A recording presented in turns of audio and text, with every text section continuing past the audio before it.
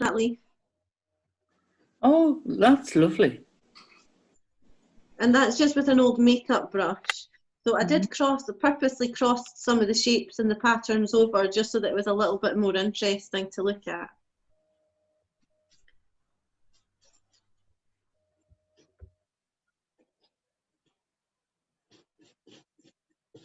I'm just trying to fix this little maple leaf here, because sometimes the leaf sticks where you don't want it to, so you just need to try and be careful and scrape a little bit away just so that we can see the film. Wait, how did you get the shapes, the leaf shape? I'll show you. It is one of the most fun things to do. Absolutely love it. You get yourself a PVA pen from the pound shop, like this. Yeah. And you just draw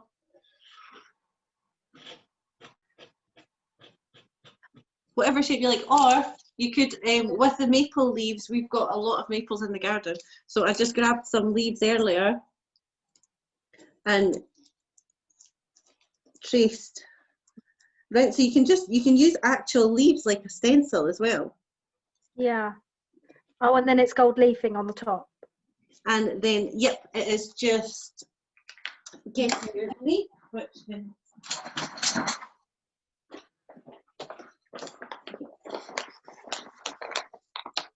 so that's just PVA we've used, which I find a lot easier than gold size to use, because gold size doesn't give you very good timing instructions or how much you need to use for it, or drying time. So with this, just wherever you've drawn on the leaf, yeah, just stick it on like that. It's very, very delicate and haphazard. It's not, it's so much fun and it's so messy. This is my favourite part. I thoroughly enjoy it, but everyone else hates me with the clean up afterwards because the leaf gets everywhere.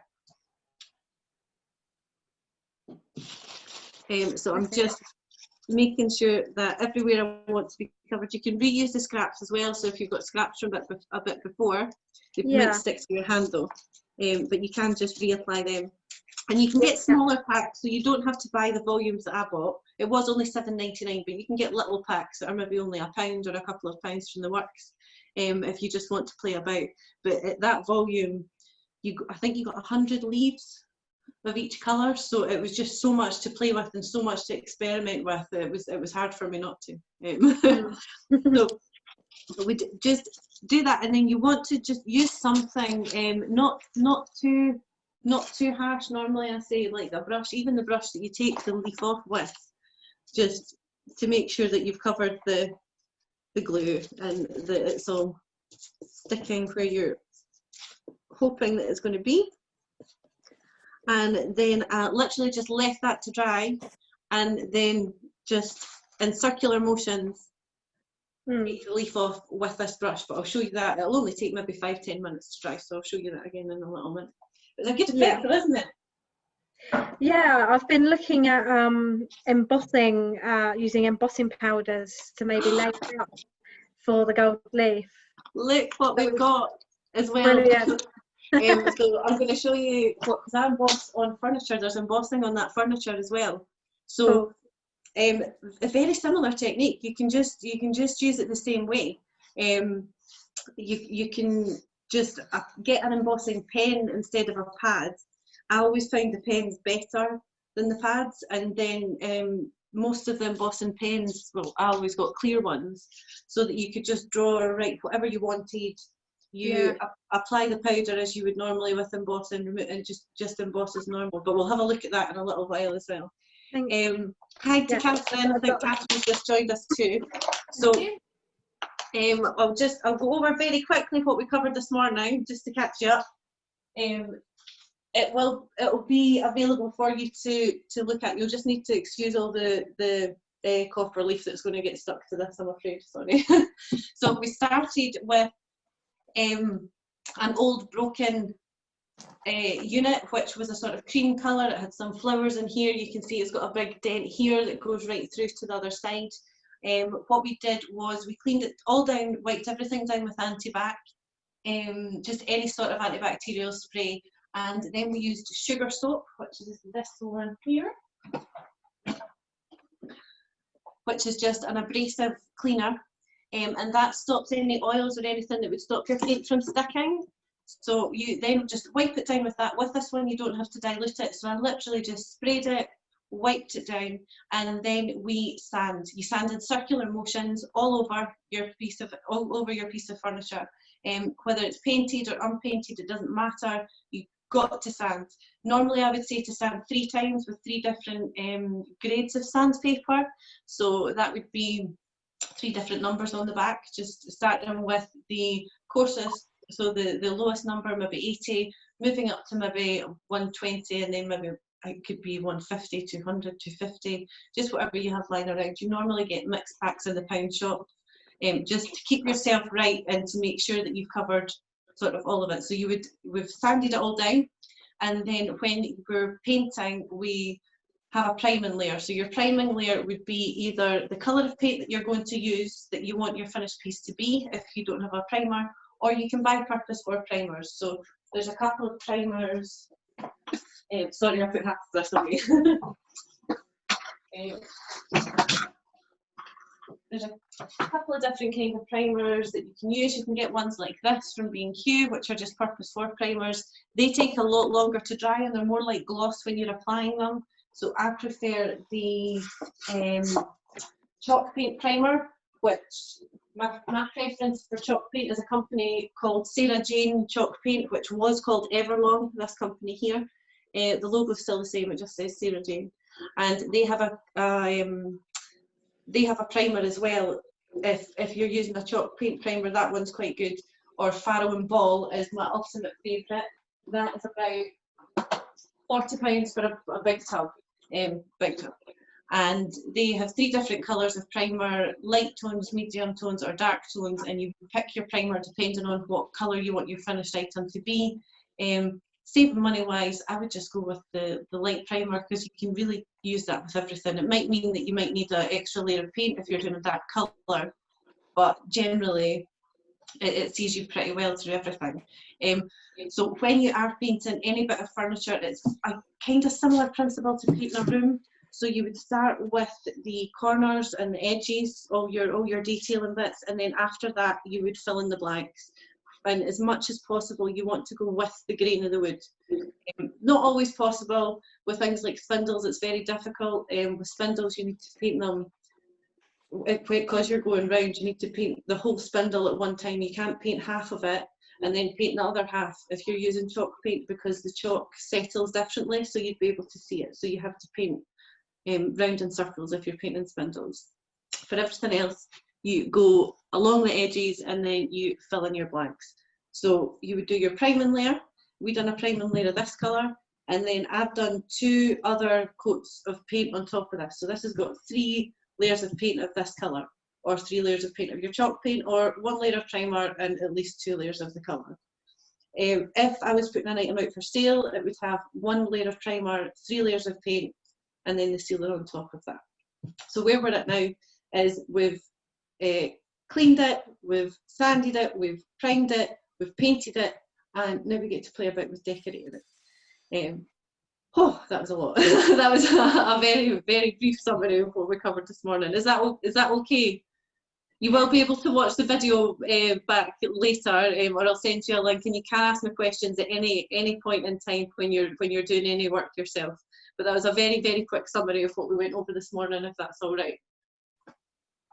Thank you. So the main problem that I've got with this bit of furniture is this in the middle. So there's a couple of things that we could do to kind of cover that or hide that. We could just get a bit of wood and cut it the same, a thin bit of like model wood, like balsa, and we could just fit that on top, paint it the same colour. We could remove it completely, and we could put a bit of plastic or acetate, make a faux stained glass window. But what I'm going to do is I'm going to show you how to decoupage with some sheet music, and then I'm going to apply some of these pressed flowers. It's just flowers out the garden that I've pressed in a book for a couple of weeks. So we're going to decoupage this on here so that we can teach you how to decoupage. Then we're going to go over pressed flowers, and we're going to decoupage them on. and we made some little molds earlier of leaves out of a silicone mold for fondant icing, just one that you get for cake making. So we're going to stick them on as appliques as well, so that they look a bit fancy, and a few other things thrown in on top of that before we talk about sealing and things at the very end. So first thing, pick whatever it is that you're going to decoupage. And anyone can interrupt me at any moment if you do have questions, because there's a lot I need to talk about, so please do stop me at any point if you want to ask me anything. And I'm just going to try and make this quite messy, really. I don't want it very neat.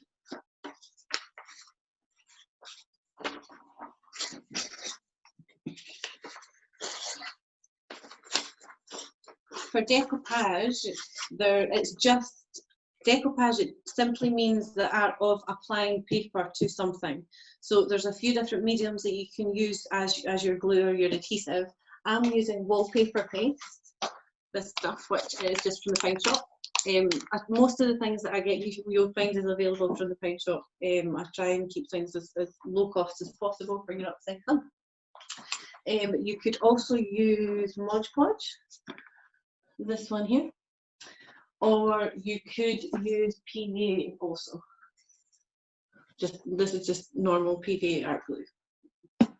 So I have got a little bit of warm water and I've mixed up some wallpaper paste just to give a sort of, it's probably more fluid than you would use on the wall, but you do work to the same principles as if you were applying wallpaper. So once you've applied the paste to the back of the paper, you want to apply the middle of the item that you're putting onto your furniture down first and spread it out. That means that you can get rid of any air bubbles, any wrinkles. You can also remove any excess as well at the same time. Just going to get a brush, and I'm just using a normal paintbrush for this. And I'll just do it on top of here so you can see a little bit better. I'm still getting used to the camera angle, so please guys, if there's anything you can't see properly, just tell me.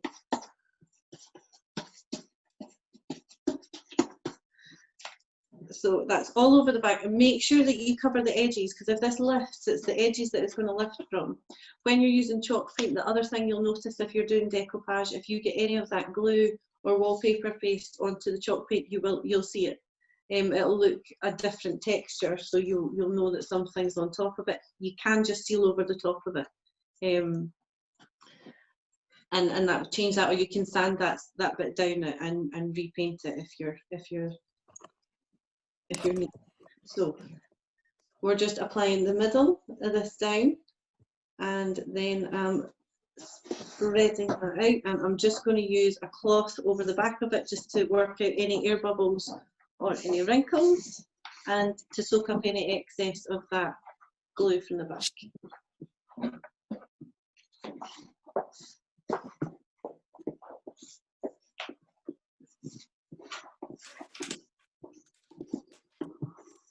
So we don't want to just simply stick stuff onto the top of this. We want to know about another couple of painting techniques. We did very briefly go over dry brushing earlier on, but we're going to show you that again just now.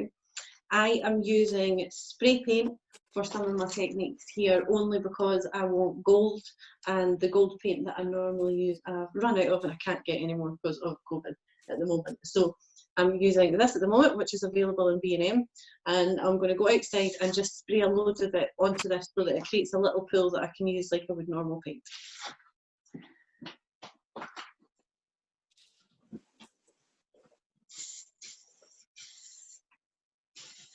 While Michaela's doing that, I'm just going to catch Izzy up. Izzy's just joined us again. So just talking, just going over what we did this morning, and then just ripped up some sheet music to give it a sort of a rough charactery edge. And then I did, was it Mod Podge you used on that? It was wallpaper paste. This wallpaper paste. Yeah. Just put that on there and stuck it. Cover up the big hole that was on the front of there. I don't know if you can remember, there's a really big hole on the front, and it just didn't look very nice. So we've just decoupaged over the top of this to start with, just to make it look a bit better and hide hide any bits that aren't too nice. So what other materials can you use to decoupage with? Well, I've got, this is one of my favourite things that you should try and find. Scrap stores. If there's a scrap store near you, contact them and ask if they've got any wallpaper sample books. This is amazing when it comes to upcycling. Look at all these different papers. There's just ridiculous amounts of papers. So that wallpaper sample books, that whole thing cost me £2 as well, and I think there's about 40, 50 different kinds of papers in it. That's very good. You can use napkins to decoupage. This is type white tiles that have just had a napkin decoupaged over the top. So you can use napkins. You can use wrapping paper. You can use wallpaper, normal wallpaper. If you go into B&M and these places and take a little sample, you can use that. You can use old Orleans maps. You can print things out from the internet.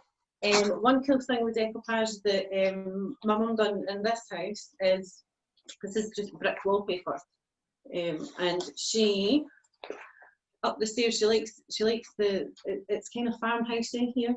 And she likes the look of exposed brick because we've got a lot of old beams and things in the house. So what she's done on all the corners, or some of the corners upstairs, is ripped individual bricks out of this wallpaper. Because when you're decoupaging, it doesn't have to be the whole sheet. You know, you can cut out specific things from wrapping paper or wallpaper, or print specific things out and just cut out the shape that you want. So she's got these in threes just dotted about on the wall, on the flat white wall upstairs, and they also, you can put them round a corner. So if you put them round a corner on your wall, and always do it in odd numbers, it looks better and it looks more realistic in odd numbers, but that's quite cool for decoupage as well. Basically, you can use any sort of paper or plastic that you can apply to something. Your only limitations are your imagination.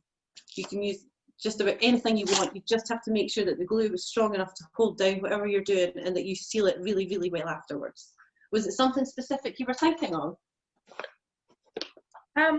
No, but I was thinking you could mix materials, I guess, to get what you like. I mean, if we wanted something floral and we wanted it, you know, pinks, purples, and blues, for example, but you're getting it from different places, different flowers. Yeah, definitely. You can 100% do that, and you could do that and mix it with actual florals as well.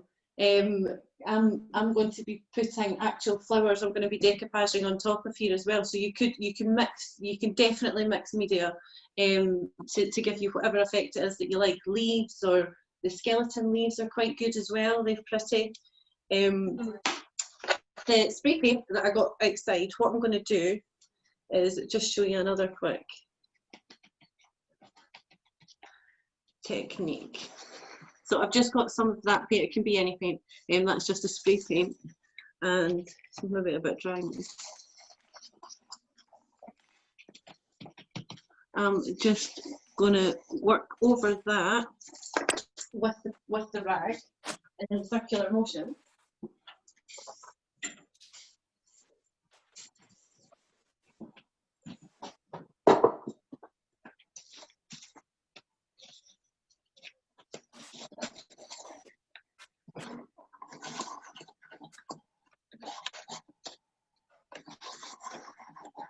It just breaks the colour up if you're looking for just a different painting technique. If you don't trust being delicate enough with dry brushing, then it's another nice way just to sort of break up a colour without being too in your face.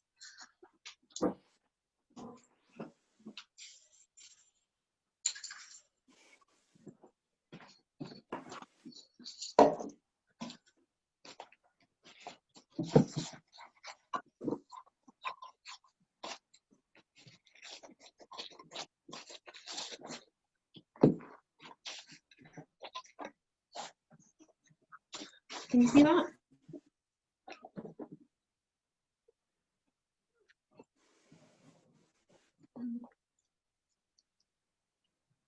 So the more contrasting the colours, obviously the more of an effect you're going to be able to see on that.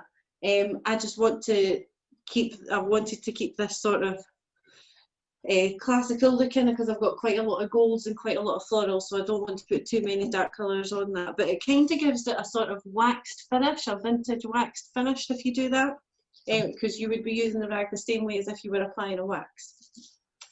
So another thing that we can look at then is the stenciling, different kinds of stenciling.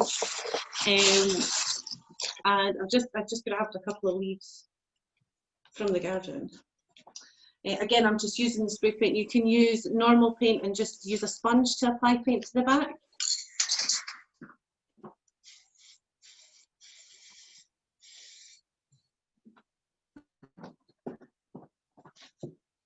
And you probably want something to cover your hands. You don't want lots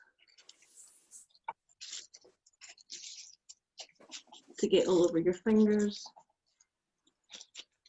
And I'm just using the leaf there as a stencil. It won't be exact, I won't get a fantastic, perfect print every time, but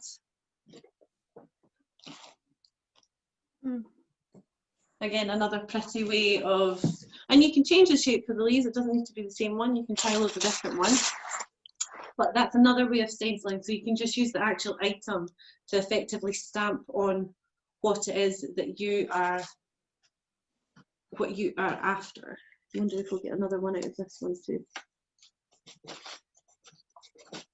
And you've used gold paint? That's just gold spray paint. The reason I like the gold spray paint is this Plasticoat stuff has got a degree of plastic in it. So it dries really, really quickly, and especially when you don't have a lot of time, this covers everything. So you could, if you wanted to, spray. You could get a bit of furniture, you could go into the pound shop, buy a light and buy loads of different decorations that none matched, and then you could just spray the furniture and all the decorations to match. It can be a really, really quick fix, and you get it in so many different colours. So yeah, that's the reason I like this. Also, the chalk paint takes so long to dry, especially because it's quite humid here just now, so I would be waiting a good 4 hours to let my chalk paint dry properly. So I'm cheating a little bit by using the spray paint, but it's a good cheat to know about.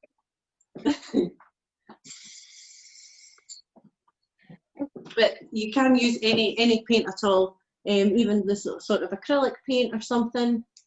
You know, if you've just got a normal paint set lying about. If you've got lighter, if you're using lighter colour chalk paint, you can even use watercolours. And can you use chalk paint on glass? I've never used chalk paint on glass, but I've used it on marble and it was fine, so I can't see why it wouldn't be okay on glass. What is it you're thinking about painting, if you don't mind my asking? I don't really know yet. I was just thinking in my head of all the different materials. Actually, do you know what I'm saying? I'm not sure. I do know that it's really, really annoying and difficult to get off if you don't mask the glass off on your window. So yes, it does paint on glass, because I've spent hours trying to get it off of furniture windows. But I've never tried to make it stay there. I just know that it's really annoying to get off.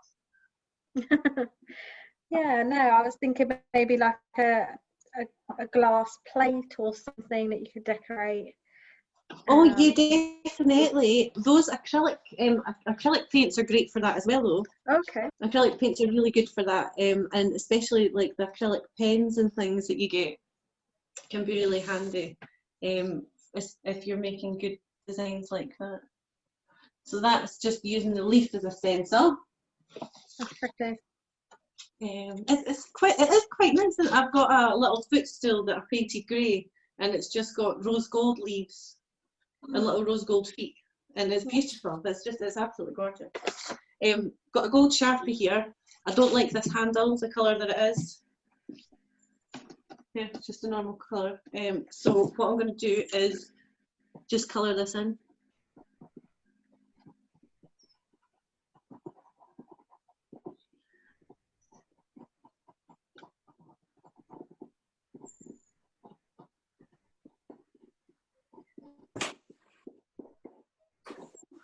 whilst we were on the break for lunch there, my mum actually got one of my acrylic pens, the brown ones, and she went and touched up all the beam paintwork in the house. So there's lots you just need to think outside the box. There's so many things that you can use for so much. Just try and not think of only using things for what they're meant, you know. Yeah, I saw acrylic pens and I wasn't sure what to do with them, so I didn't buy them. Everything. You can do everything with them. You can dry press leaves, and you can paint on leaves and do beautiful things. You can paint on glass, you can paint on clothes or draw on clothes, you can draw on furniture, you can literally draw on anything with acrylic pen, well, Poscas. But with good brand acrylic pens, you can do anything on ceramics, on glass, on anything at all. It's wonderful to play with. So that's just that little handle gold now, and that's just with a gold Sharpie.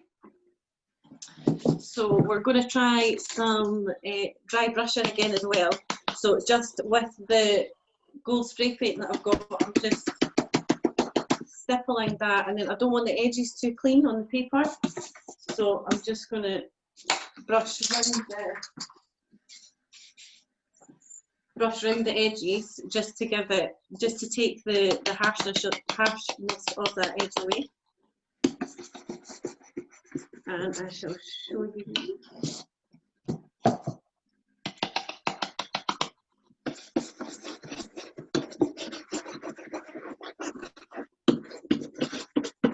Can you see that? I don't know if you've got enough light there to see.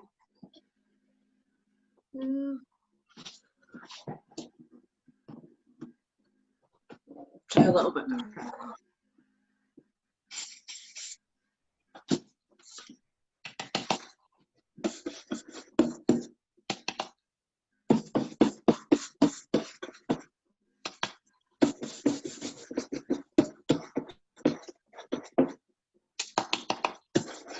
So this is going to give us a similar effect to working with the rag did on the top, but it just gives me a little bit more control. Oh, need more glue down there. And it just takes the sharp edge off. Okay. Yeah. So because we've done that, I think what we're going to need is probably something, well, I'll need to fix this bit that lifted off first, so I'll do that. Well, I'm just going to apply a little bit more of the paste over the top of all the edges actually, because I'm going to decoupage these flowers on just now anyway. So these are lots of flowers which I just picked from the garden and pressed inside a book for a few weeks. Just bits of greenery, bits of flowers, just various things. We've got bluebells, ferns, whatever these are. I don't know what they are. And just some general bits of greenery. So what I'm going to do is try and make it look like it's kind of growing out of here. That's the plan. We'll see whether or not it works that way. I believe in you, Michaella.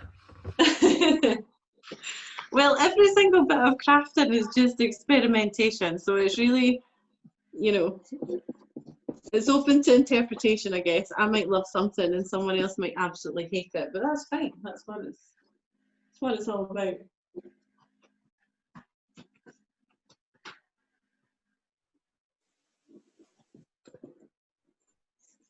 Right. Some bits of this are going to break off because it's dried, but that's okay.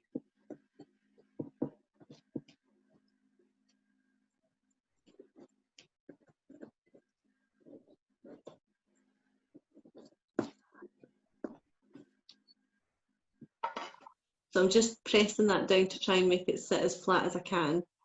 I was just a bit silly by putting it in the bag so it's not stayed as flat as it would have had I kept it in the book. And then I'll go over the top with, or try to gently with a little bit more.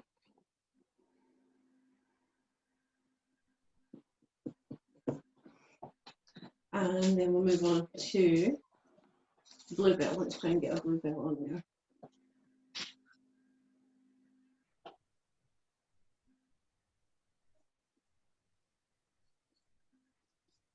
So the reason I'm doing all of this is mainly just to disguise that there was a big hole on the front of it.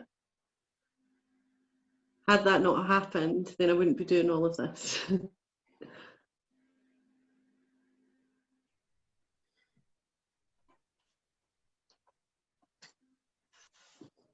I'm making this look particularly difficult because I'm trying to do it side on. It's not that hard when you're just doing it flat.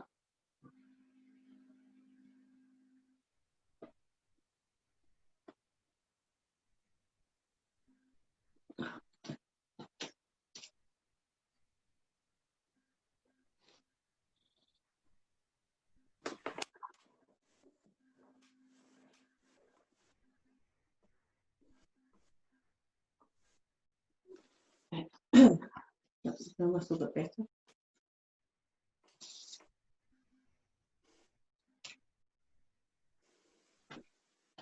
This one looks quite pretty. Try and put this one on, see how that goes.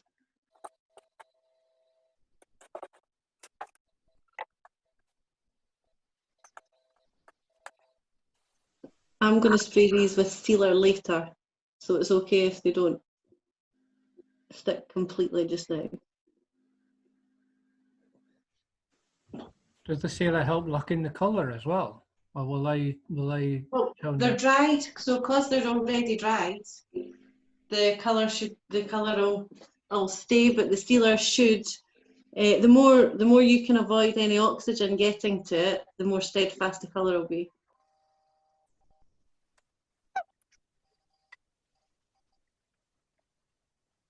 Does that look okay? You'll know better than me. Looks good, yeah. Yeah, I think that looks great. Yeah.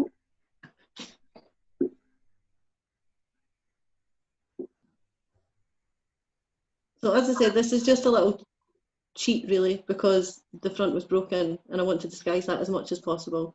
And you're not gonna, because it's like the front of like a bathroom or a kitchen cabinet, you're not going to be touching the front of it very often, so it's okay for it not to be completely flat, whereas if it was a table or something you might have more difficulty with using sort of flowers and stuff. Not to say that it can't be done, you just keep them in a flat book instead of trying to transport them in a bag like I did.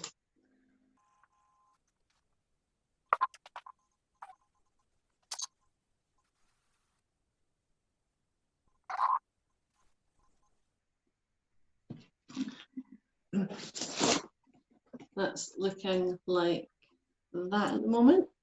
Yeah. Yeah. And I'm just going to add another couple of little green bits onto it because I think it needs just another little bit of.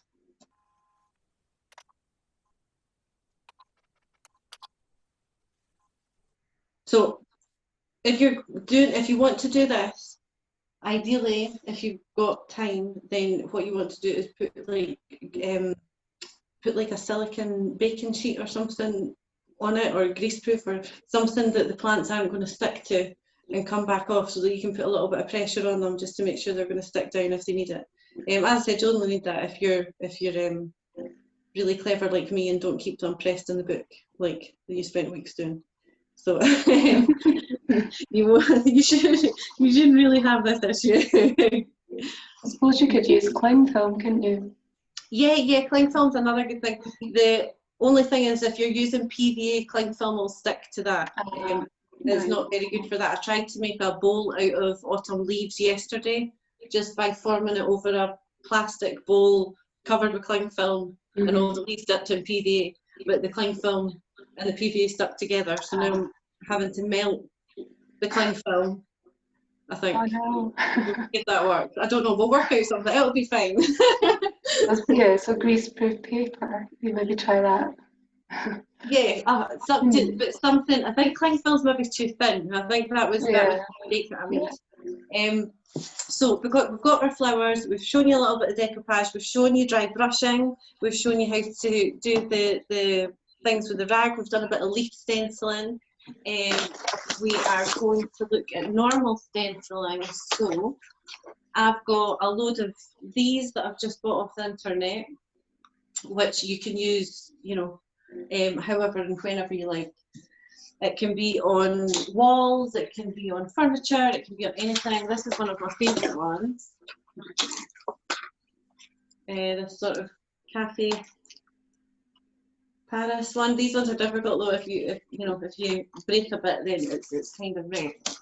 You also get a lot of things like these books, which are very handy if you're doing lettering. This is just a sort of alphabet stencil book. So if you're doing like toy boxes for kids or something like that, then these can be really handy, and they've got different fonts in them as well, just so that you can, that's quite a nice one. So you could use that as a stencil, or you could just paint inside it and sort of draw inside it with either a Sharpie or, well, we'll show you.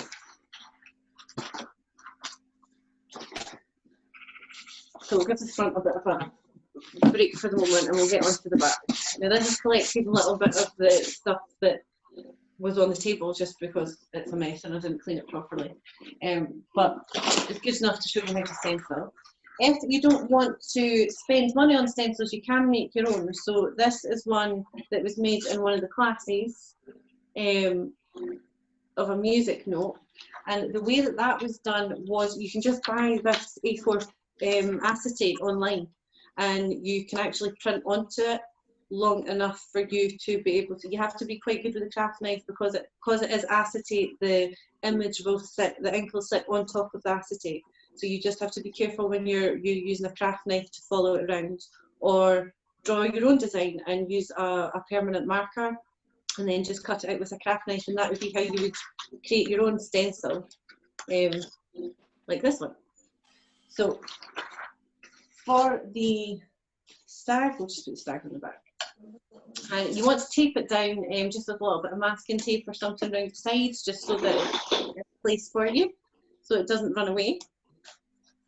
And there's a couple of different ways you can stencil. You can get stippling brushes, which are essentially paint brushes that are just cut really, really short. So that's what I would do if I was wanting to do stippling. I would probably just use a paintbrush that I'd cut really, really short, instead of spending £30 on a stippling stencil brush. If you do choose to get a stippling brush or a stenciling brush, the way that you apply the paint is you put some paint onto your brush and then you stipple and allow some of that to come back off and remove it.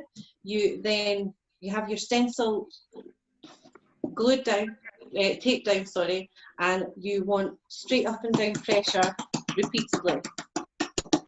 And you might need to do a couple of coats of this.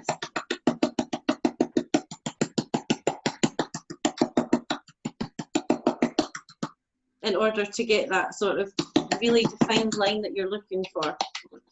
I'm going to show you the difference between the two techniques in a second.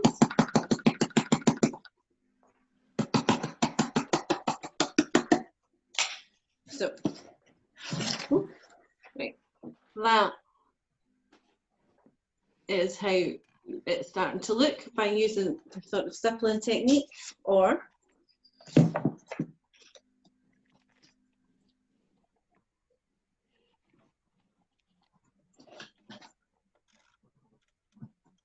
you can also use a sponge, just a normal sponge. And again, you just don't want to overload your sponge with too much paint.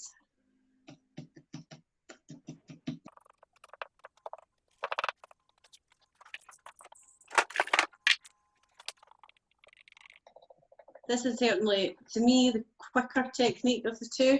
And so is my preference. Could you not just tape the stencil down and go over it with the spray paint? Straight from the can? You could, yeah. You could. The difficulty I find with that is, can you see that there's certain bits of that stencil that's lifting in the middle? Oh, yeah. Go underneath it and make it. It can go underneath it. Yeah, I mean, when your stencil's brand new, or if you manage to get one that sometimes you can get like hairspray. Hairspray is quite good for spraying on the front of something and then adhering it down, so that can stop that from happening. But you certainly could. Well, I'll show you. So we've got one side was.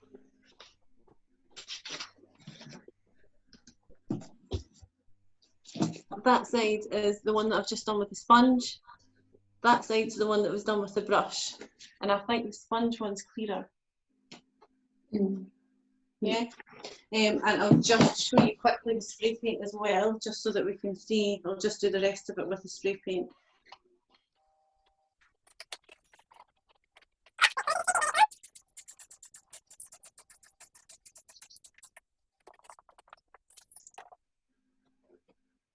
And there it is there. Looks good.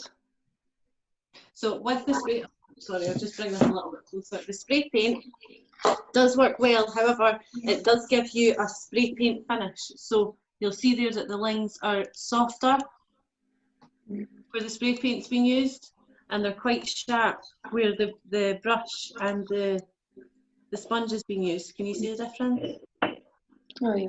Yeah, I can, yeah. So that's 3 different ways in which you can use a stencil. And we've shown you a couple of different painting techniques and decoupage. These are the skeleton leaves that I was talking about earlier. I think I might end up putting some of these on here. We'll see. But one thing that we're also going to do, which I'll be able to show you just now, is embossing. So embossing is, does anyone know what embossing is? I know one of you do. No. No, so embossing is, if you've ever got a greetings card that's had a raised pattern on it, that's glitter. Well, it looks like glitter, but it's kind of melted together. It's almost like solid wax. You use these things. No. It'll be a lot of this sort of things, a lot of handmade cards. I'll have these sort of things. Well, these are the stamps that you use for embossing. These ones here. This sort of thing. Or you can use a pen. An embossing pen just means that it gives you the freedom, like the PVA pen. That's what I'm going to use instead of spending £14 on an embossing pen. I'm going to use a PVA one. Embossed as well, isn't it? That's embossed on paper. Yeah, you can emboss on paper just using. There's a couple of different kinds of embossing. Embossing just means something that's raised. So you can emboss the way that I'm going to show you with glitter, or you can also emboss using tools like this, and that would just involve tracing an image so that you get a sort of relief image. So we'll stick with leaves because that's what we've been doing today. And these things, embossing with these things, you can use a biro as well. But the other thing you can do is you can recycle like aluminium foil tins. And if you use a biro to draw things on them, you can make like Christmas decorations out of them and cut them out, and then they're all silver and pretty out of your old takeaway containers. So that's another method of embossing. Can you see how the leaves came up there? It's just slightly 3D. Not really. If you hold it at more of an angle to the camera, maybe. So, oh yeah, that's coming through now. Yeah. Right. So that's the kind of embossing that's just raising something. So you can do that with cards, sort of to do your own design. The other kind of embossing would be using these stamps and these powders and a heat gun. So what essentially is going to happen is that we are going to put a design somewhere with an adhesive, then we're going to pour special glitter on it, pour off the excess glitter and melt that glitter so that the design stays where it is. That's what's happening with embossing. So we'll have a little play with that just now. What was that device that you used? It looked like a pen, but what was it?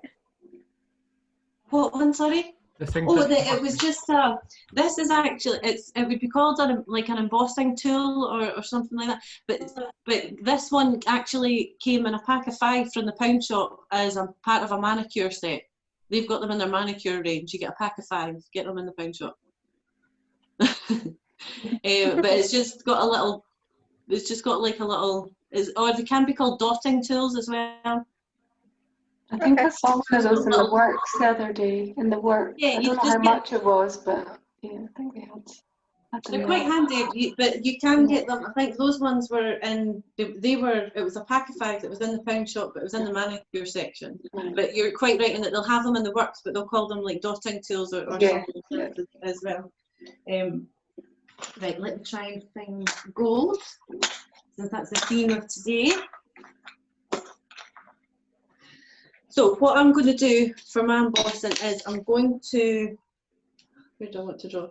I'm going to draw a line round here. Okay.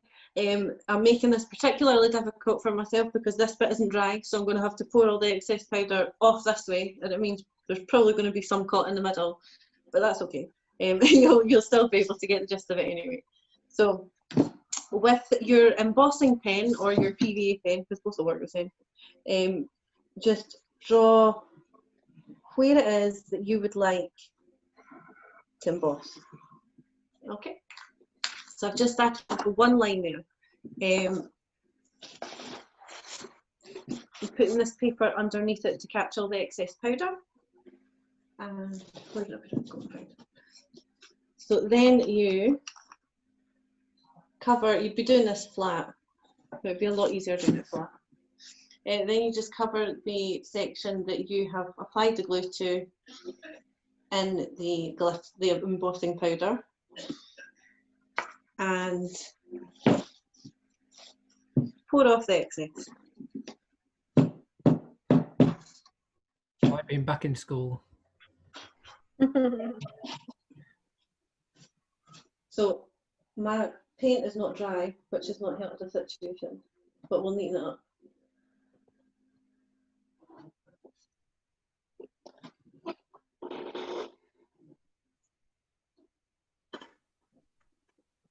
Oh, I actually quite like it like that. Right.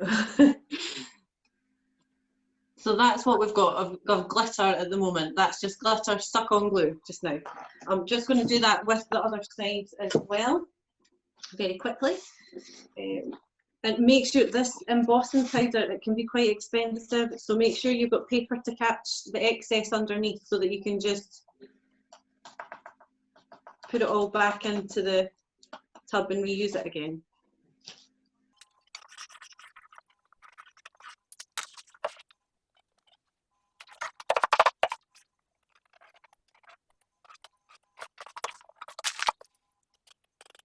So the only thing that we might find with my embossing today is because all the paint isn't completely dry, it might make it crack. If you put solid heat on paint, it's like stripping wallpaper and stuff, isn't it? So just be very careful. I've got a craft heat gun as opposed to a sort of builder's one, so mine's is at a lot lower a temperature than one that you would maybe pick up out of B&Q would be. But you can get them in Hobbycraft and places like that anyway. Right. 2 more lines and then we get to see the magic bit.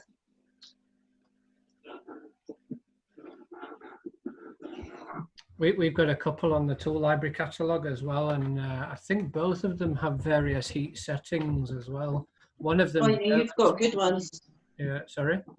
You've got good ones. Yeah, the Erlex heat one is pretty good because that's got a couple of attachments as well, so you can direct the flow of heat, and I think it's got a chisel type attachment on it as well for taking old paint up. But yeah, that's a pretty good one actually. Mm.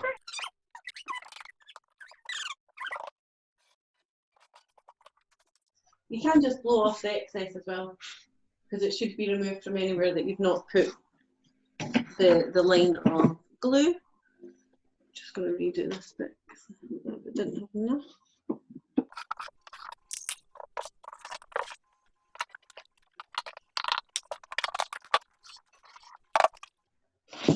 Okay, just let me get this glitter away and then we get to melt it. So the key with this is as soon as the glitter's melted, that is it stuck steadfast, whether you're putting it on furniture or on a Christmas card or on the wall. So you want to make sure that it's exactly where you want it to be. Don't be worried if you make a mistake when you're doing embossing, then I would just wipe off the glitter, wait till the embossing stuff dries, and then try again.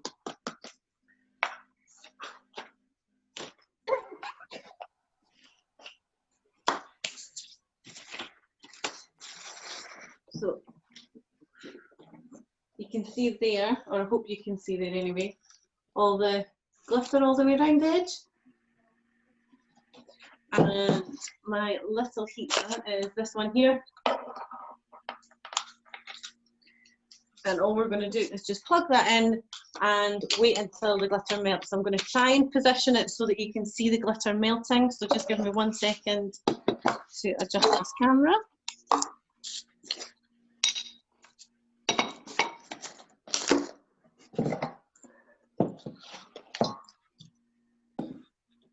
Right, I'm going to start with this bit because you'll be able to see when the texture's different, the glitter stops being quite as glittery as well, really, I suppose. Right, here we go.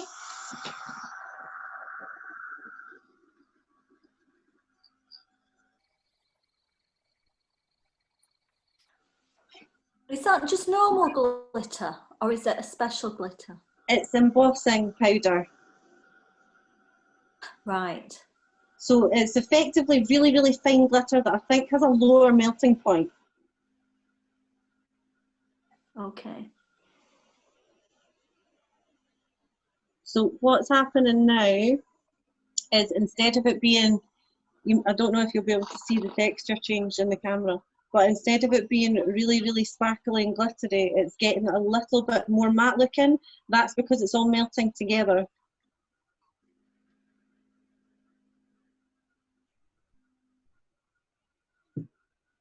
So this bit, you can't move now, you see? Permanent, stuck there. I'm just going to do the rest of this as quickly as possible.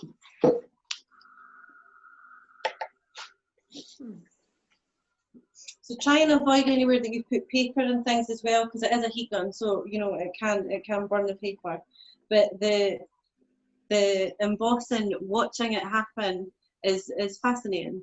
It's really interesting to see the glitter just melting together, because that's all it is. It's just the tiny little particles of glitter melting together to give you a permanent design. So you can also use the stamps. I'll show you with the stamps on how you would do that as well. But the embossing powders, you get them quite a lot on like 3 for 2 and things in Hobbycraft, or you get a lot of job lots on eBay of people that are just bored of crafting now and sort of want rid of their collection. So we'd have a look. Also Gumtree, Freecycle, those sort of places.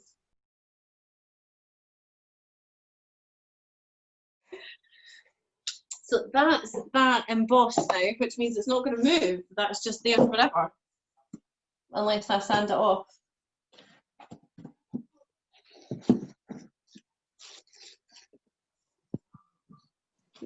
What do we think?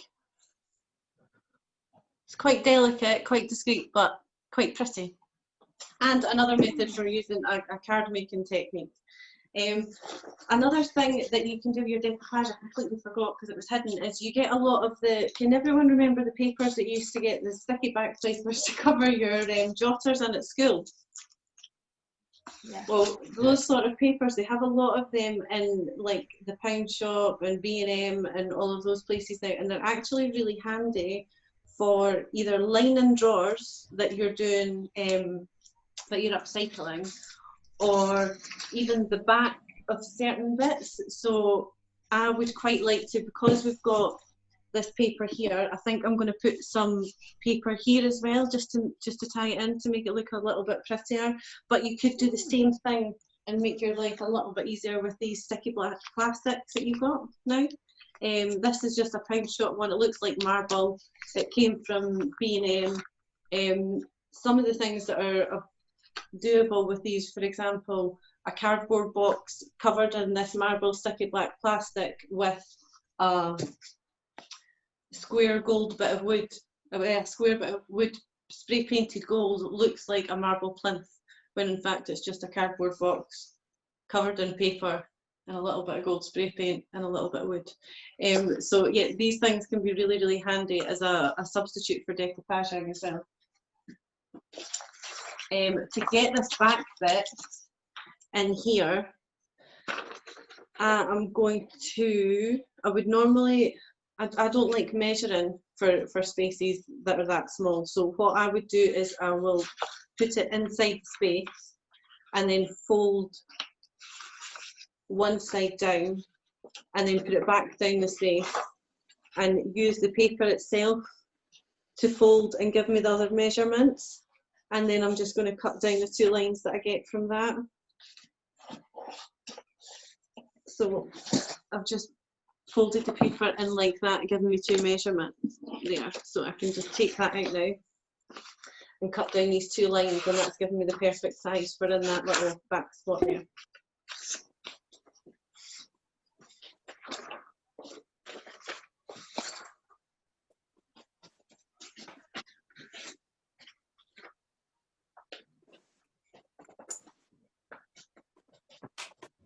Can I just ask, with the embossing there, can you build layers of that, or will it all just melt into a pool if you melt it? No, you can build layers as long as you let the first layer dry. You can build layers of it. So if I was to use this stamp, for example, and then I was to stamp it gold and then melt it and then use the same stamp again and stamp it red at a slightly different angle, yes, you would see all the different patterns. What are you thinking? What are you thinking of doing, Chris? I wasn't. It was just an idea that came into my head. I'm really liking the music and pressed wildflowers, though. I definitely want to do something with that.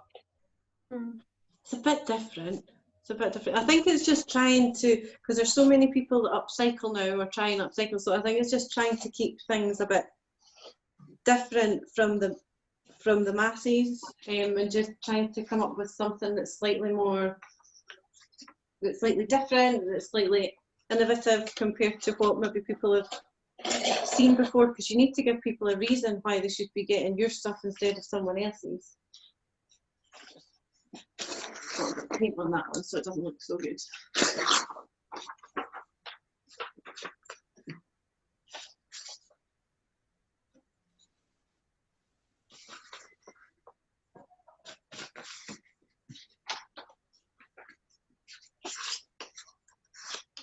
I'm just ripping these as well instead of using scissors, because I'm not that. It's sheet music, it looks very pretty, I'm not too bothered about it being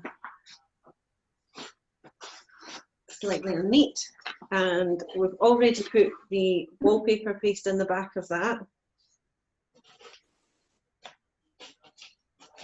I have got a craft knife down the side, so if I do need to, then I will just neaten up any side pieces with the craft knife. And that's not quite long enough, the page, so I'm just going to rip another little piece off and put that in the back there.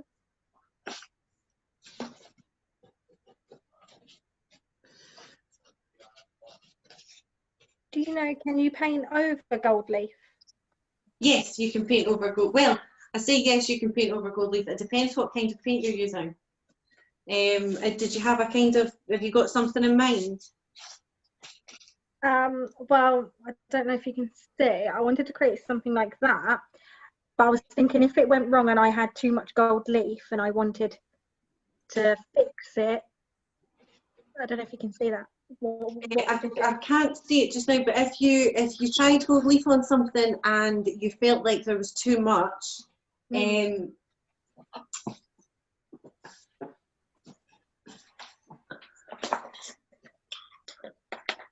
So with these ones, these are sealed, but this one hasn't been sealed yet, this side here.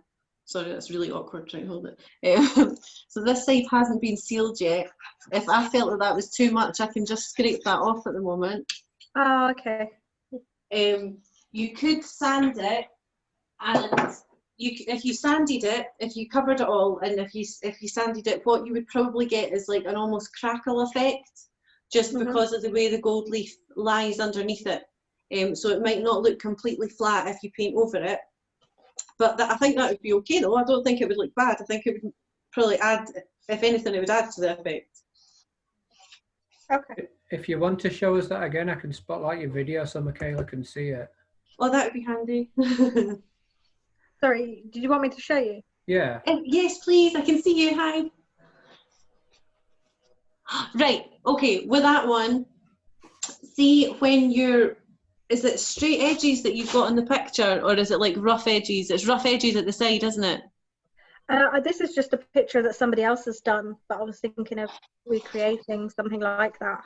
So what I would do for that one is you would do the leg first, because the leg's solid, and then use the glue or your gold size similar to what we've done with the dry brushing, but start from the leg going out the way, and that's what's going to give you that sort of transition. What you can do, if you feel like it's going a bit too far, get a dry brush, and from the side that's not painted, right, so say that's your side that's gold leafed. Yeah. If you feel like it's too much that you've just put it on, then you can just use a paintbrush like that, sort of, you know, just to try and scrape it back off, but while still keeping the look as that picture would be. Okay. Does that make sense? Yes. And my other question was, can you gold leaf over embossing? So You can't. to raise it, so you can raise the gold leaf. Yeah. Yes, you could. You can gold leaf over anything. You can gold leaf over anything. So even these leaves, for example, we could just instead of painting them. I mean, this isn't ideal for gold leafing because I've just used the wallpaper paste, but it's still an adhesive, so it'll still work to a degree.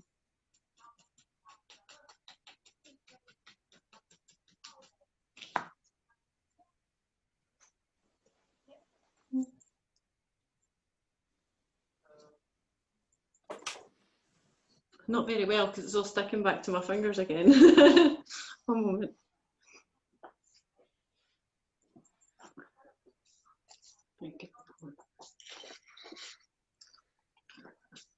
So with these little leaves, for example, let me try. So I've got some PVA, and I'm just gonna cover this little leaf in PVA.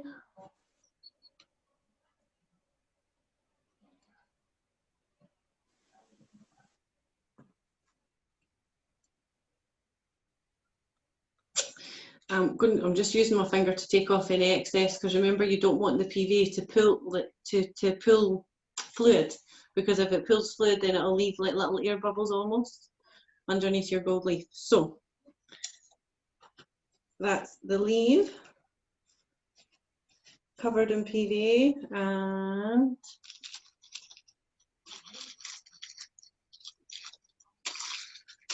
just wrapping it around it completely.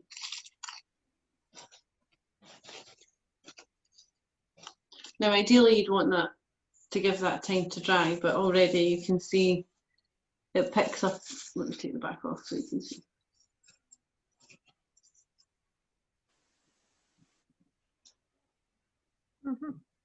So yeah, you can cover anything as long as your adhesive is good. You'll be able to cover it. What I'm going to do after, oops, that's the sheet music on the back there as well. Yeah, that looks good. So another thing that we didn't quite cover is distressing. So distressing is that shabby chic look. You know, when things look a little bit aged, a little bit worn, a little bit loved, a little bit lived in, a little bit like me. So to get that sort of effect, it's really, really easy. All you have to do is think about the parts of whatever item it is that would get the most natural wear and tear. So the things that are going to get pulled the most, that are going to get banged the most. So on the cupboards, it's probably the corners, around the handle, the top edges, maybe the top where you'd have things sitting on, maybe inside the shelf here, or at the front of this shelf, but here just for, you know, when you're going to reach for stuff. Anywhere that you think would get the most natural wear and tear, that is where you take the paint off for distressing. So all you do is, I'm going to start with this corner, you just get quite a rough bit of sandpaper and just start with the corner. The one thing you want to make sure you're not doing is making it uniform, because if it looks uniform, it looks unnatural. It looks like it's not, like it's been faked, it's not meant to be. So try and make it catchy. Put more pressure on certain areas than on other areas. What I'm going to do, I'm just going to do a little bit down this side, and I'm not going to do the other side, just so you can see the difference between the two. Also remember doors, things like the inside corners of cupboard doors. Of course they're going to get slammed a lot and they're going to get used a lot. So bits like that would also get quite a lot of that all the way into it.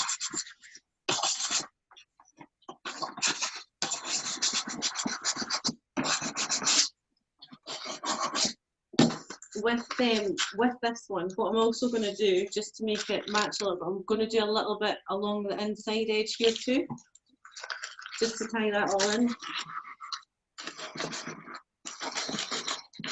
Also, because it's a lighter colour underneath, that's what's going to shine through, which will make the sheet music tie in colour-wise a little bit more as well.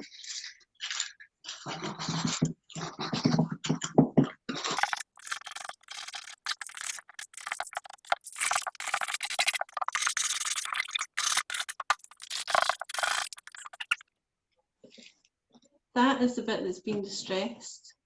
Can you see the bits at the corners, the handles, all the edges? And then the other side hasn't. So that's your difference. That would be, that was a bigger bit. That bit hasn't been distressed, that's solid painted. That bit has. So this one looks much more vintage, much more cottage. This one looks much sharper. Can you see, is that okay? Can you see the difference all right between those two? Mm.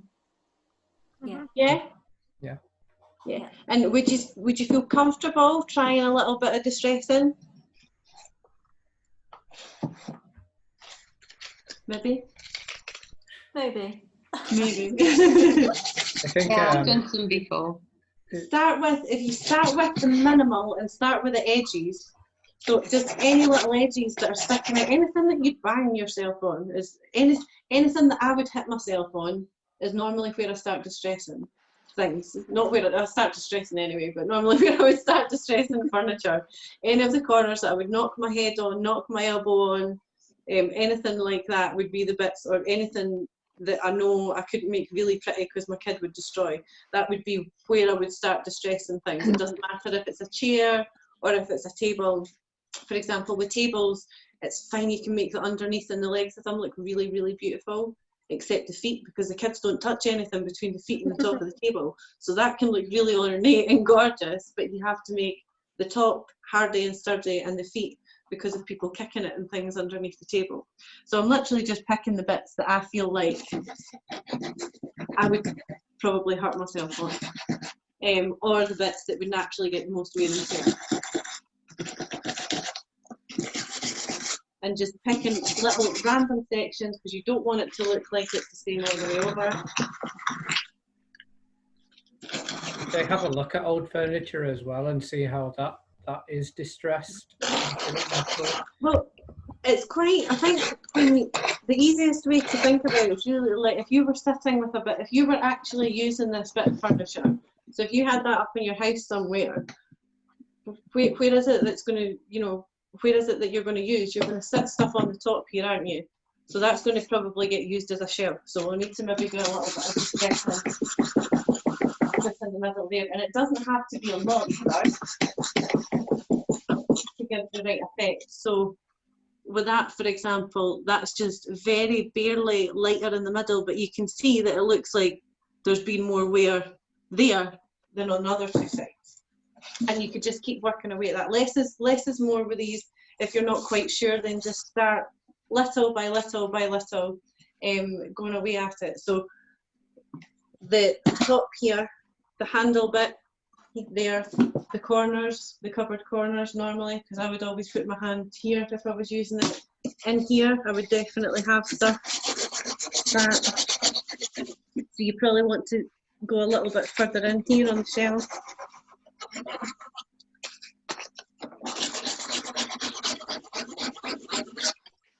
Got a book on furniture restoration, and that has a section on distressing, and it shows you how to make certain items or what to use to make it look distressed. And some of them look like medieval torture equipment, like chains on the end of ropes and things. They're saying like hit it, and yeah. like if there's no chair, it's going to have dimples in the wood. So yeah, just give it a go. Yeah, we've actually when we had the shop and we were asked to sort of do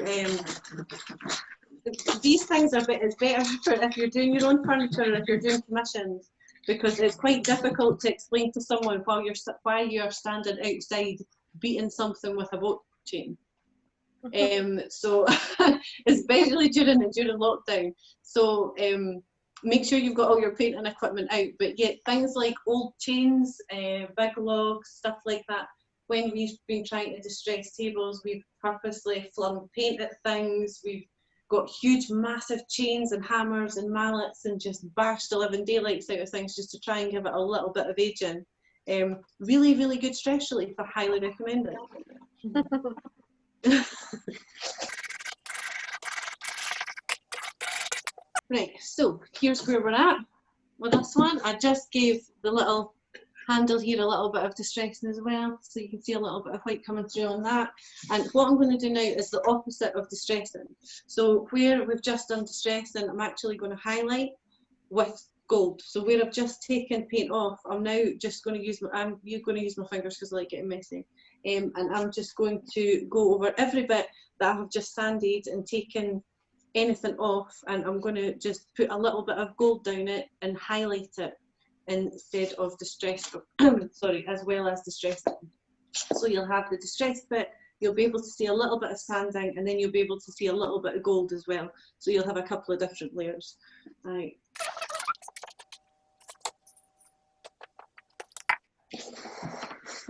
So this is probably quite a good corner to start with. And as I said, just where I've taken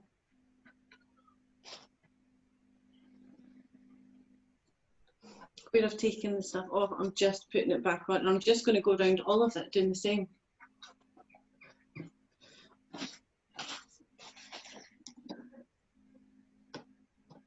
Can you see the gold? Oh yeah. So even with the handle, I'm just going to add a little bit extra on that.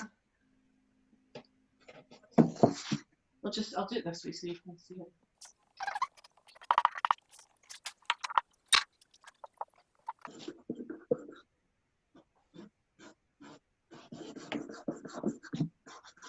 So we'll just need to do a bit of dry brushing on there because I've done a little bit too much, but that's okay. What we'll do in that case is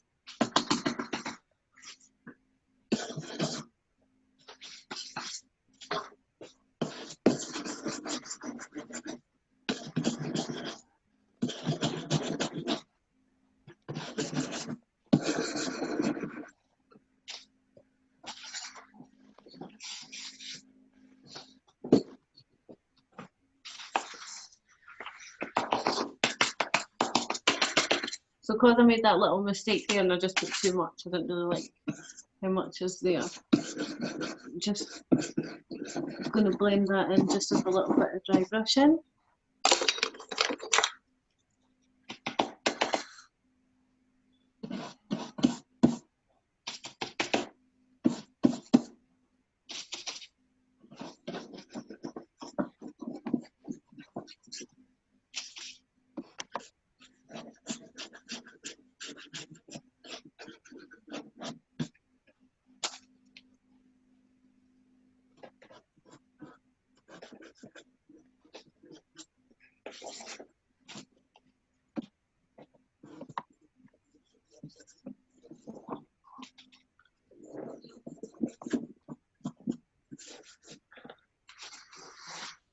So where that started out with trying to highlight this corner, it was a bit too solid where I put that line. So I've just put a little bit of dry brush in, and I'm just going to continue highlighting around the edges, but I'm only going to use gold that heavy on the other bottom corner, just because I don't want too much. I want it to look a little bit patchy. I might stand that back again just to take some of that gold off too. Which is always, I think, there's nothing that you can't do or redo, especially with upcycling.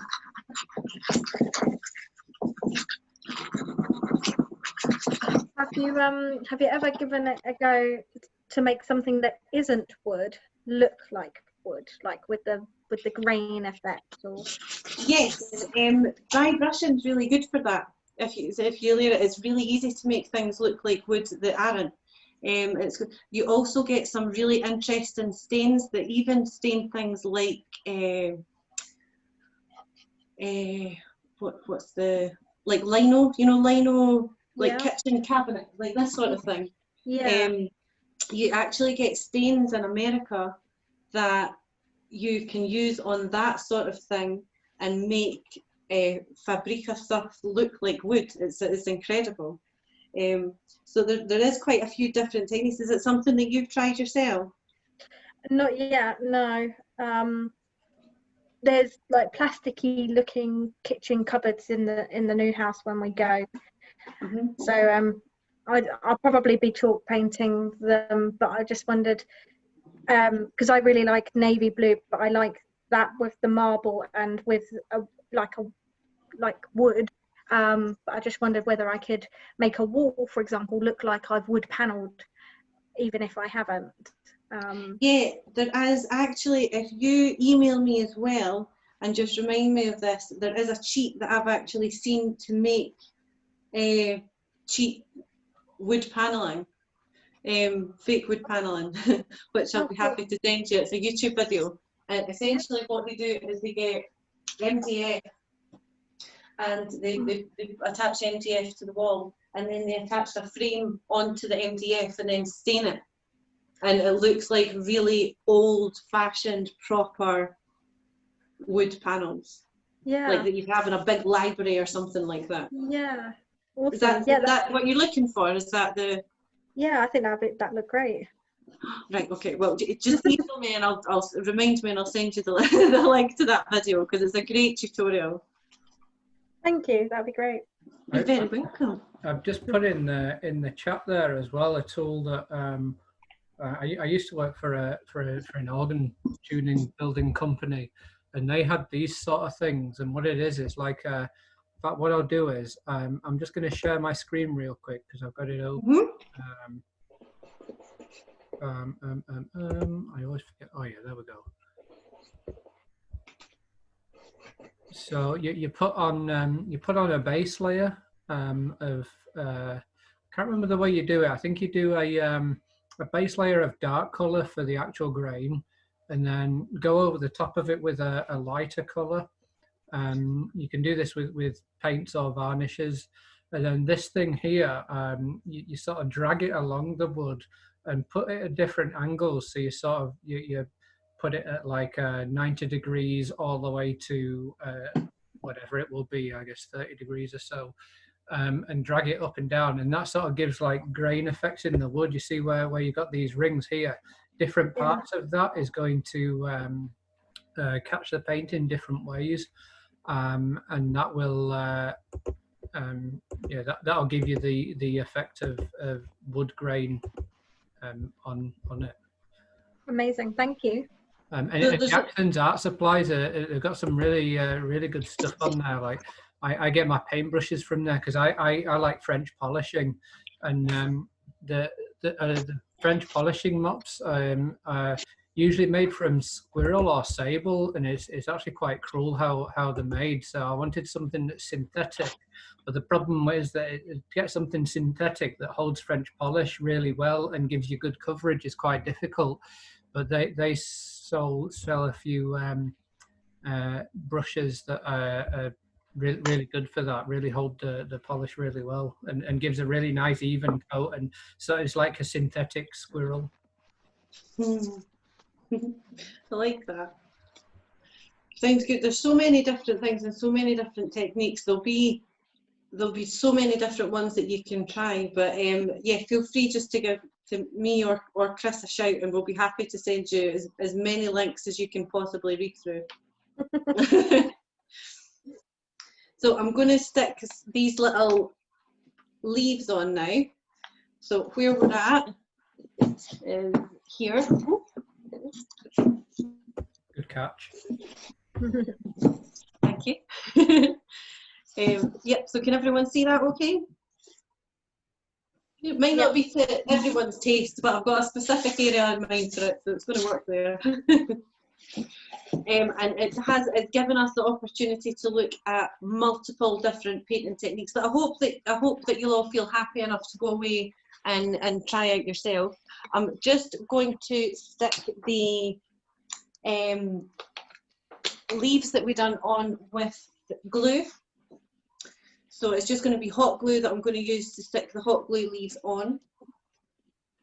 And I might make it look like a couple are blown away, I'm not sure yet. We'll see.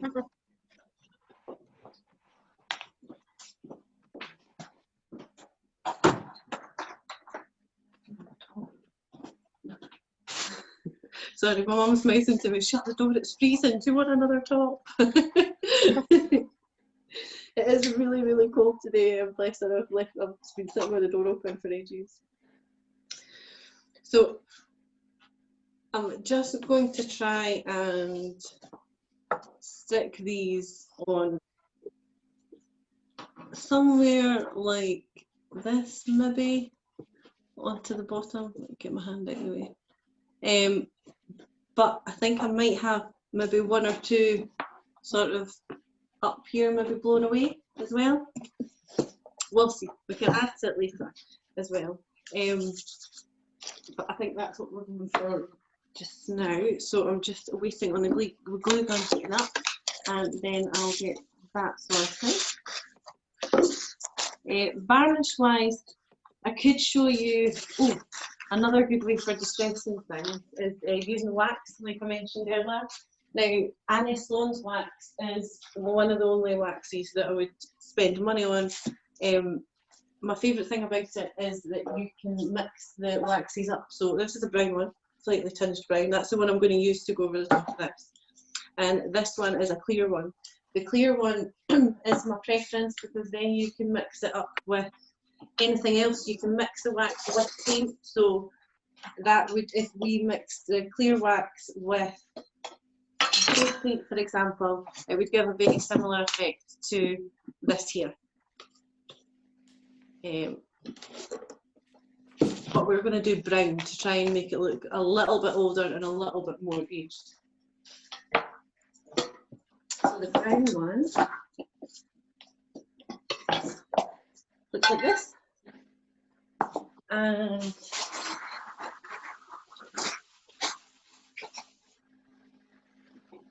very much Karate Kid vibes, wax on, wax off. You just need a very, very small amount. Is it really that cold?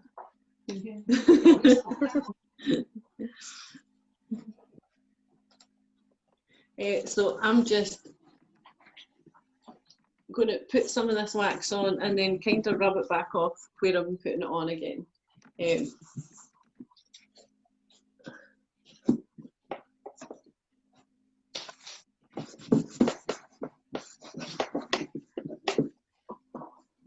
Is this also what you would do to age the gold leaf? It would work on top of the gold leaf as well, yeah.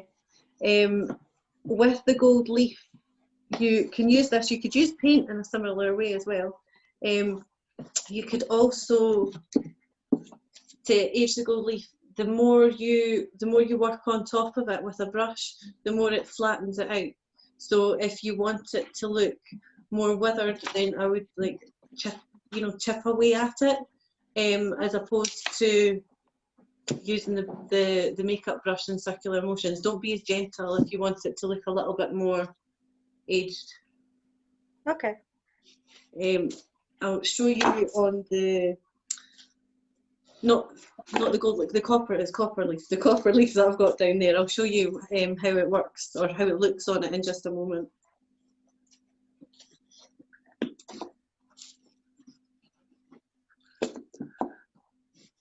Right, so can you see the difference in colour that's making it? It's very subtle, but it does just look like you've sort of just got an aged bit of furniture, and it takes all that freshness away from. Try it on the back where we've just got this. I think it might be a bit easier to show you.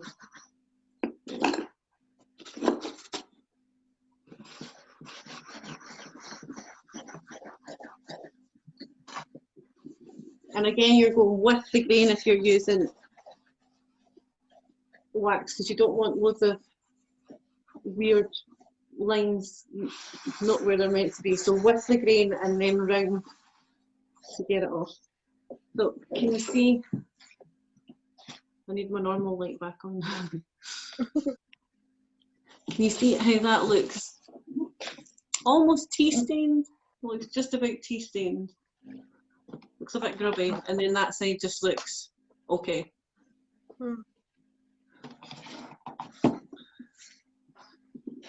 Let me get that other liquid just now, because this is not use. I was struggling to tell what was the dark wax on the furniture and what's like dirt on my laptop screen there. I really need to clean my laptop screen. Well, that's kind of how it looks, Chris, so that's great. It means it's working. I'm just, before I get the normal light back, I'm just using the glue gun just to stick these flowers on. Not flowers, leaves, sorry.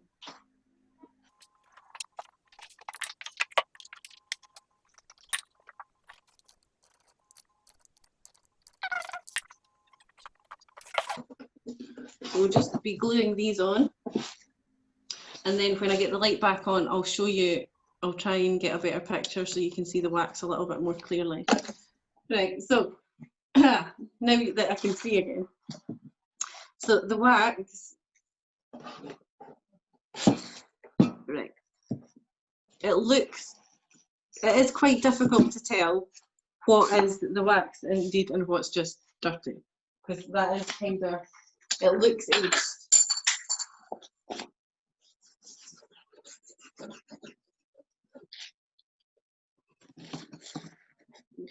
Where's the colour looking best? About that angle? Yeah, that's a good angle.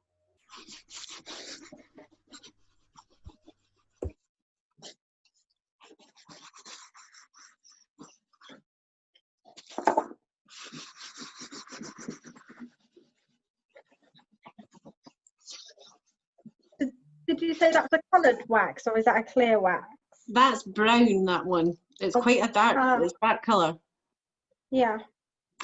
So that's how you should, well, hopefully you can see or start to see the little bits of wood getting picked up in the grain. Yeah. It's quite nice. If I particularly like the dark wax if you're doing it on top of cream, because then it looks really vintagey. It looks really antique and really bespoke. It looks pretty. There's a lot of colours or a lot of styles that really complement each other depending on the colours. So, for example, with the dry brushing, if you dry brush over slate grey or really deep navy blue, it looks so Versailles. It just looks beautiful. You know, there's just certain, in my opinion, there's just certain colours and techniques that really lend themselves nicely together. Like, the layering of the dry brush, or making something look like wood that's not wood. So if we've had big farmhouse tables before, and they were just polished wood, so you couldn't see any of the grain or stuff. But what we did was we used loads of different colours of pastels, dry brushed them all through, and it made it look like a beach hut, like whitewashed wood. Yeah. That sort of effect, which is it's really pretty, but it's just using the same effect but with different colours and layering them up and up and up to get the desired look that you're looking for. So that wax, hopefully you could see a little bit of it because that was terrible. And that's the flowers stuck and the leaves stuck to the front of that, so there's 3D. So you can see them sort of sticking out and one of the little leaves blown away, which is quite pretty. So the wax would protect something, and it would be enough protection for the likes of maybe the front of this cupboard, but not the bit with this. Yeah, because it's going to be in a bathroom, the paper will need sealed. So I will be using this super clear thing because it's got stuff that's sticking up on it. Because it's 3D, this is better because it gets into all the gaps. So it would just be about 30 centimetres away, and you go up and down, up and down, up and down, and then change your angle to a couple of times. I'm just going to do it very quickly because I'm inside and I don't want to keep the door open for too long since it's recent. So because this is paper and because it's 3D, that's why I'm using this space.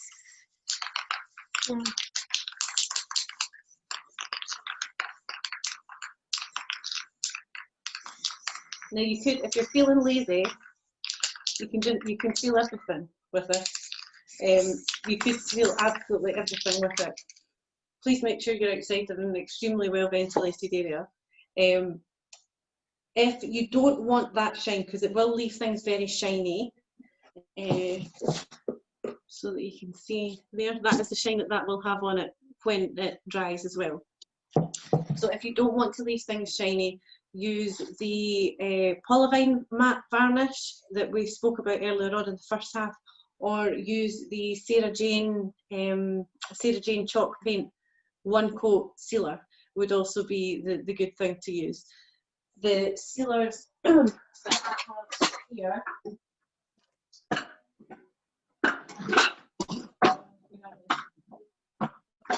so this was just a B&Q one, durable furniture lacquer.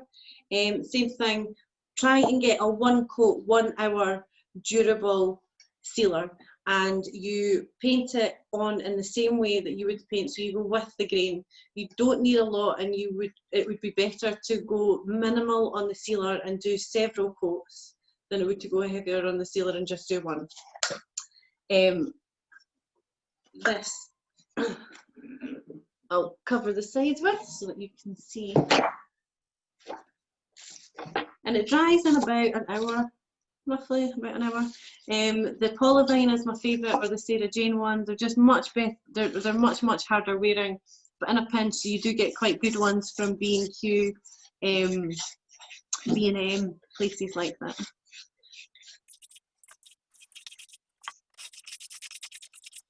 So your sealers, they might look quite white when you're applying them, but don't worry, they will dry clear. I'll just show you. That one's looking a bit bubbly and a bit white at the moment, but I'm just going to keep working that in until that's all done. And cover all the rest of it in the same. If you are preparing items to go outside, then yacht varnish would be the ideal. Yacht varnish you can get from most hardware stores. The only thing that I would be wary of, again, 2 coats, it does discolour, so don't paint something a really light colour or white and expect it to go outside and paint it with yacht varnish. It'll make it go a little bit yellowy. But other than that, yacht varnish should be your good one for if you're doing outside furniture.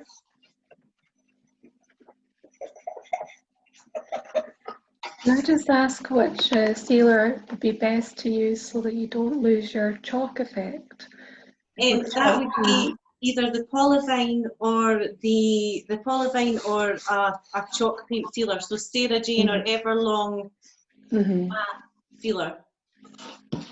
Okay, thanks. But I'm trying to remember the specific ways that they name everything, and I'm pretty sure it's matte sealer for that one. So that's an item varnished and varnished and sealed and decoupaged and painted and primed and dry brushed and distressed and highlighted and stenciled. And I don't think we can fit any more techniques on now. I think that's about it. So yeah, just very quickly, I'll go over again the sealers when you're using sealers and when you're picking the way to finish your item. If you want to maintain a sort of chalk effect finish, then polyvine sealer or Sarah Jane chalk paint matte finish. And if you just want to get things done quickly, Plasticoat, this one, available from B&M or any of these such places. And if it's going outside, yacht varnish. Always give your sealer enough time to dry, and try and always make sure that you're doing full 2 coats, because it will pay off, and it will pay off in the long run. With meaning that you're not having to repeat processes several times over. So I would definitely always say double seal. Definitely double seal your item. And is there anything that I've not went over, or anything that anyone would like me to go over again? I'm just wondering about the wax and the sealer. What's the best choice? Wax or sealer or both? Or not sure about finishing like a chalk painted item. You wouldn't have to use both. So the difference would be depending on how hardy you want the item to be. So if it's an item that's getting everyday use like a table, then seal it if it's painted. But if it's unpainted wood, so if you've only maybe painted the bottom half of a farmhouse table and you've left the top part unpainted wood, then wax is better for unpainted wood because it's easier to redo it, resand it and heat it. If it's a painted surface, then sealer would be better. The only difference between your sort of sealer and your wax, really, because they're both sealants, they're both protectors. The only real difference is just to the degree to which you're getting the protection, and the finish on the actual on the actual item. So whether it's matte or whether it's satin or whether it's eggshell or you know, whether it's shiny, because there's no point in painting something with chalk paint and then using this to go over it, because quite rightly it would change the texture of it completely, and it kind of avoids the purpose of using chalk paint at all. Thank you. What if you didn't want the chalk paint effect? What if you wanted it to be shiny or look plasticky? Well, this if the different textures of paint would solely depend on the finish that you're looking for. So furniture paint is normally quite an eggshell finish, so it's quite satiny, not shiny, but sort of in between the chalk paint and something like gloss. So any furniture paint you'd sort of find would probably be an in-between. You can use any paint if you're not bothered about what the finish is going to be, or if you chalk paint's the only one that leaves things really chalky. So in that case, you could use any emulsion. You could colour match your paint from B&Q at Velspar, you know, if you found a cushion cover that you loved. You know, the possibilities are endless. Chalk paint I find quite limiting, I do, and it's very difficult to work with. It's not the easiest to work with. There's a lot of dragging that you can get, or the paint peeling away if it dries too quickly, or if you've not left it to dry enough time between the layers. Personally, for your first couple of times, if you're doing things, I would try and go for a purpose for furniture or wood paint, and if you want a matte finish, then use a matte sealer, because it would give you the same effect without a lot of the hassle. Okay. Again, I heard that chalk paint was so good as well. It's like you don't have to sand or prepare. It's like oh no, you don't, but then you would be painting it like every month. Yeah, It's a difficulty. The adverts that portray that, they actually make me really angry when we're in the house, because I just sit there and I think, no, if it was that easy, everyone's house would be pristine and everyone's house would be painted fantastically and it would cost nothing. But you can use any paint, but your preparation's the most important.